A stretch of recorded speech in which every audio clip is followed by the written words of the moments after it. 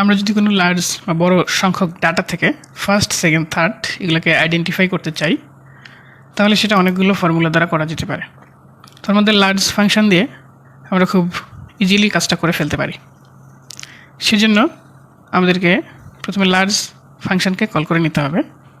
তো এখানে ফার্স্টের জায়গায় আমি এখানে ইকুয়ালটি চাপলাম, এরপরে লার্জ ফাংশন লিখলাম, এরপরে এখানে বলছে অ্যারেটা হবে এখান থেকে শুরু করে একেবারে শেষ পর্যন্ত নিয়ে নিলাম, ডাটাটা সিলেক্ট করে নিলাম। তারপর কমা দেওয়ার পর আছে কে মানে হচ্ছে সেটা কততম পজিশন, 1 দিলাম।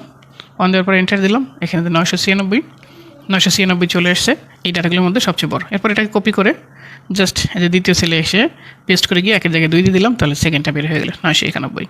এরপর এটাকে আবার কপি করে থার্ড সেলে এসে আবার পেস্ট করে 2টাকে 3 বানিয়ে দিলাম, তাহলে এখানে হয়ে গেলো সেটা আবার থার্ড, অর্থাৎ 978 হলো আমাদের এখানে থার্ড ভ্যালু।